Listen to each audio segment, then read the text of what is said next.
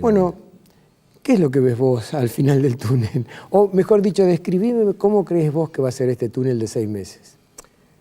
Mira, probablemente parecido a los meses siguientes a las devaluaciones anteriores, la de 2016, la anterior de 2014, en esas dos experiencias con gobiernos muy distintos, con ministros de Economía muy distintos, se produjo lo siguiente: suba fuerte del tipo de cambio, traslado rápido e intenso a precios internos y por lo tanto inflación más alta, caída de poder adquisitivo de los salarios por la inflación más alta que la prevista en el momento de cerrar las paritarias, suba de tasa de interés o tasa de interés alta por decisión del Banco Central para contener el tipo de cambio, tratar de contener el tipo de cambio, tratar de contener la inflación, y la combinación de caída del poder adquisitivo de los salarios y tasa de interés alta termina tirando para abajo la actividad económica. En esas dos experiencias, 7 meses después de la devaluación, la actividad económica estaba entre 2,5 y 3,5 puntos por debajo del nivel original. Eso es lo que nos puede esperar de acá hasta final de año. En esta ocasión la devaluación estuvo corrida en el tiempo, ya no al comienzo del año, sino a mitad del año, entonces esos efectos por los cuales la economía va reaccionando ante la brusca suba del tipo de cambio están más corridos en el tiempo ahora, van a estar llegando hacia finales de año, y con la implicancia política de que el crecimiento eventual de la actividad económica, la recuperación eventual hacia los primeros meses del año, probablemente no se sienta en el medio de la campaña electoral. Es decir, el riesgo es que aún recuperándose la economía no se sienta en el momento en que el gobierno necesite que se sienta. Por ejemplo, en 2016 la actividad económica dejó de caer en septiembre de ese año, es decir, en el medio del segundo semestre. Desde ahí empezó a subir la actividad económica y todavía hoy todo el mundo habla de aquel famoso segundo semestre que nunca llegó. Y si fuera por las estadísticas, efectivamente llegó, porque la actividad económica efectivamente empezó a recuperarse a mitad de ese segundo semestre. Pero esa percepción, esa idea de que nunca llegó el segundo semestre, te muestra lo que demora las personas, la sociedad, en percibir que efectivamente la economía está mejorando. Bueno, eso ahora va a estar seguramente en los primeros meses del año próximo, en el mejor de los casos, por supuesto, suponiendo que el gobierno efectivamente logra contener de alguna manera el tipo de cambio y generar por lo menos una mínima estabilidad que haga que no ocurra lo que ocurrió durante mayo y junio, de esa especie de zozobra financiera y cambiaria que nadie sabía dónde iba a terminar el tipo de cambio. Claro, y claro, uno piensa que hay situaciones, no debe decir externas, pues son nuestras. En el caso de que no lleguen las inversiones tan pedidas, es una situación externa, pero el tema de la tremenda presión fiscal que tiene la Argentina es un problema nuestro y que no lo podemos solucionar. Hoy aparece un informe en el cronista comercial de Price and Waterhouse, que determina que Argentina es el segundo país en presión fiscal en el mundo. No existe otro país que tenga la presión fiscal que tenemos nosotros, según Price and Waterhouse, y que eso nos está ocasionando mucho daño. Perdón. Bueno, eso va a ser, por supuesto, difícil de resolver porque estamos efectivamente con una presión tributaria muy alta, pero al mismo tiempo con un déficit fiscal muy grande, y solucionar las dos cosas al mismo tiempo es muy complejo. Es una decisión política la que tiene que haber en el medio ahí. Claramente son decisiones políticas. Es más, gran parte de lo que viene en la economía tiene un componente más político que económico. El gobierno ya sabe que tiene que reducir más rápido el déficit fiscal. Todos sabemos que el plan económico se juega en reducir el déficit fiscal, y la reducción del déficit fiscal tiene más componente político que económico. Es la negociación del gobierno con la oposición, con los gobernadores, la negociación en el Congreso, la decisión de por dónde recortar y quiénes se benefician y se perjudican con esa decisión. Eso claramente es político. La cuestión más estrictamente económica, a la que creo que le tendremos que prestar atención, es el convencimiento del gobierno, firmado en el acuerdo con el Fondo Monetario Internacional, de que Argentina tiene que tener libre flotación y que el Banco Central no puede intervenir en el mercado cambiario. Creo que ahí hay un problema económico relacionado con estas ideas entre los economistas de aplicar soluciones de libro de texto o de economía normal a Argentina. En los libros de texto En general es mejor la flotación cambiaria que el tipo de cambio fijo o administrado. La mayoría de los países del mundo tienen libre flotación. Pero Argentina no es de libre hay un tema, libre Gastón, texto. disculpame la interrupción, porque también existe la libre flotación con flotación sucia, como le llaman, ¿no? Cuando el Banco Central está convencido de que esto va muy, muy mal, interviene al final, ¿no? No deja libertad total. Bueno, acá la idea es dejarlo totalmente libre y con el Banco Central sin posibilidad de intervenir. Entonces pasa lo que estuvo ocurriendo en los últimos días, que el presidente del Banco Central, Luis Caputo, para incidir sobre el tipo de cambio, tiene que usar instrumentos monetarios.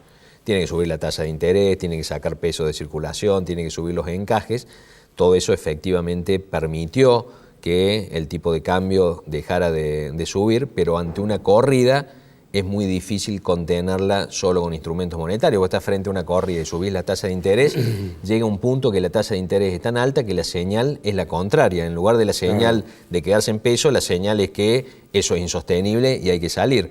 De tal manera que en medio de una corrida cambiaria te sirve subir las tasas de interés, pero necesitas intervenir en el mercado cambiario. Y eso es lo que se ha firmado con el Fondo Monetario, que el Banco Central no va a hacer. Creo que Argentina no puede tener libre flotación cambiaria.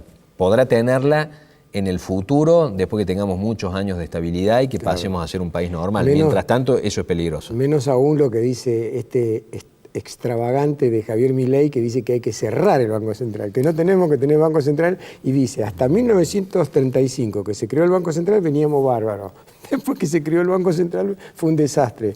No sé cuánta razón tiene todo eso, pero me parece que cerrar el Banco Central sería un acto muy peligroso, ¿no? Bueno, queda sin política monetaria. Es cierto que en estos últimos 70 años Argentina la utilizó mal, pero deberíamos aspirar a tratar de manejarla bien. Si fuera por eso, saquemos el Banco Central y tengamos también banca extranjera y economía dolarizada, que es lo que proponía, ¿te acordás? Gente del SEMA, Jorge Ávila, incluso hasta una intervención en las políticas económicas. Entonces, es cierto que hemos manejado en Argentina como sociedad todo eso mal en los últimos 70 años, pero de ahí a entregar la soberanía de todas esas decisiones de política económica, obviamente eso es una decisión muy, muy drástica. Tendríamos que pensar primero de qué manera solucionar estos problemas económicos y después que hayamos ido a la normalidad, cómo cerrar esto institucionalmente para no volver atrás y volver a tener esta inestabilidad. Recién ahí yo hablaría de tener un banco central independiente y ese tipo de cuestiones que en el momento en que uno tiene que arreglar todo esto no necesariamente es la mejor decisión. Uno puede tener, por ejemplo, restricciones para que el Banco Central no intervenga más en el mercado cambiario, pero no ahora que estamos en medio de las turbulencias y que es necesario más instrumentos para el Banco Central y no menos. ¿Está bien que el Fondo Monetario monitoree la economía argentina a través del convenio que ha hecho por prestarnos plata? ¿Está bien que lo haga o tenemos tanta cultura antifondo que lo rechazamos por la cultura que tenemos y no por lo bien o mal que pueda hacer el fondo con ese monitoreo? Bueno, es lógico que haya monitoreo cuando le está prestando dinero a Argentina, forma parte de las condiciones. A fin de cuentas, Argentina lo fue a buscar al Fondo Monetario Internacional y no al revés. Entonces, en ese contexto que se firma una carta de intención y los compromisos asumidos por Argentina requieren ser monitoreados por el Fondo Monetario para dar cumplimiento a esa carta de intención. El problema es cuando en esa carta de intención Argentina firma cosas difíciles de cumplir. Creo que una muy delicada es esta que te decía del mercado cambiario. Creo que eso fue un error de Argentina. Es cierto que el planteo...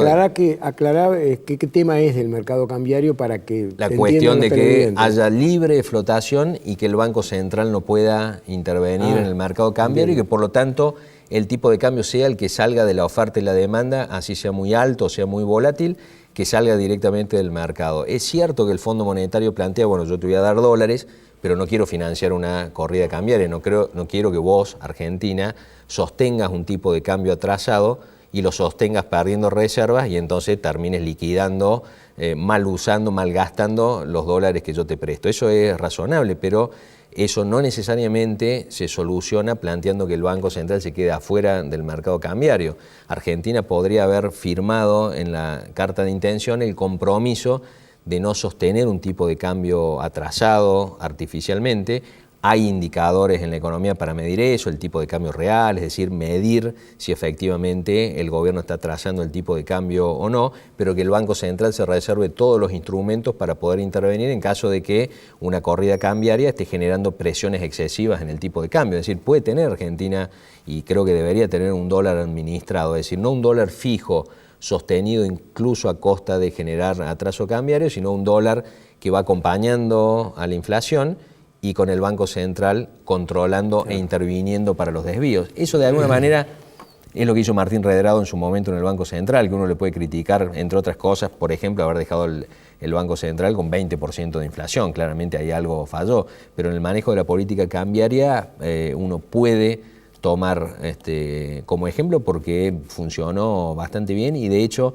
no tuvo corridas cambiarias que no haya podido controlar. En ese momento, cuando había presiones cambiarias, lo dejaba subir algunos centavos y después ponía toda la fuerza de las reservas del Banco Central en el mercado para hacerlo bajar unos centavos, hacerle perder dinero a quienes habían especulado y dar la señal clara de que no había forma de ganarle la pulseada al Banco Central. Eso sería más razonable que dejar la libre flotación de la moneda, que es para una economía más estable que la economía argentina. Ahora, aparte de este tema de la flotación libre, aparece el tema de las tasas como preocupante, me parece a mí, ¿no? ¿Cuál es tu opinión al respecto? Porque este nivel de tasas lleva inexorablemente a la bicicleta financiera, indiscutiblemente. Sí. La gente dice, vengo con $1 millón, lo convierto en pesos, me meto en LEVAC y hago la gran diferencia. Lo cual no permite desarrollarse también a la economía, una economía maltratada por años y años de maltrato económico. ¿Cómo se hace para solucionar ese teorema? Bueno, mira, Rubén, eso el gobierno lo sabe, el Banco Central lo sabe que es inviable una economía real con estas tasas de interés. Lo que ocurre es que recién acaba de pasar la corrida cambiaria y necesita tener tasa de interés alta para retener a los inversores en pesos, para terminar de arreglar el problema de las LEVACs. Arreglando el problema de las LEVACs termina convalidando tasas de interés altas, porque si no cualquiera se va a los dólares, y eso debería ser transitorio. Ya hemos tenido situaciones como esta no muy atrás en el tiempo, por ejemplo en 2016, la mayoría de la gente no se acuerda que entre marzo y mayo de 2016, después de la unificación cambiaria, tuvimos tasas de interés del 38% anual durante esos meses. Es menos recordado porque no ocurrió en un contexto de zozobra financiera y cambiaria, pero hubo tasas de interés altas. Y después con el tiempo las tasas de interés fueron bajando cuando fueron bajando las presiones cambiarias y cuando el Banco Central entendió que la inflación estaba yendo a niveles más bajos. El Banco Central creía que iba a ir mucho más abajo de lo que efectivamente fue, pero lo cierto es que se estaba perdiendo el traslado de la devaluación original de inicio de este gobierno a los precios internos. Bueno, eso seguramente va a pasar durante el año. Lo que está ocurriendo en el interín es que las empresas pymes, las pequeñas y medianas empresas de muchos sectores están sufriendo particularmente estas tasas altas de interés por otros componentes que se combinan. Por el deterioro de la cadena de pagos, las pymes ven que sus cobros se atrasan, probablemente tratando de pagar sueldos y lo más urgente para que la empresa siga funcionando, se terminan atrasando con los compromisos con AFIP. Cuando las empresas se atrasan con el famoso 931, que son las contribuciones patronales, el banco, por disposición del Banco Central, le tiene que cortar el acuerdo de descubierto y de descuento de cheque y de crédito, con lo cual la empresa se va complicando y si se demora con otros pagos de AFIP terminan entrando los embargos que bloquean las cuentas. Entonces lo que comenzó como un simple retraso generado por los problemas en la cadena de pagos se transforma en un problema financiero, en un problema operativo para las empresas, porque los empresarios pymes tienen que estar ocupados en resolver todo eso en lugar de ocuparse de su empresa. Bueno, esas son cosas que sí se pueden solucionar rápidamente frente a otras cosas como las que mencionabas de la presión tributaria, cosas que nos va a costar mucho tiempo solucionar, pues son realmente muy complejas. Ahí me hace seña de que se nos acaba el bloque, pero te hago una última pregunta que es la pregunta del millón, supongo yo, ¿viste? Te complico la vida, pero bueno, somos amigos. Acá hay como un montón de puertas que se han cerrado, ¿no? La inflación, la falta de inversiones, la presión fiscal, el desempleo, y vos podrás agregar algunas más. ¿Cuál crees vos que puede ser la puerta que quedó una endija abierta como para digamos, bueno, acá está la lucecita verde, por acá podemos agarrar. Este podría ser el punto de retornar de ese infierno en el que estamos metidos. ¿Cuál crees vos que puede ser? Bueno, en realidad es una madeja que tiene muchas puntas, pero hoy probablemente lo más urgente, dada la situación macroeconómica, es reducir el déficit fiscal y que el gobierno cumpla además con el acuerdo con el Fondo Monetario Internacional. Después de eso va a haber un montón de cuestiones que solucionar relacionadas con el peso de la carga tributaria, con la complejidad del sistema impositivo argentino, con un montón de sobrecostos que tienen las empresas que hacen que en muchos sectores de actividad tengamos empresas muy productivas pero poco competitivas. La agenda va a ser enorme, pero probablemente hoy la punta del ovillo es lo fiscal.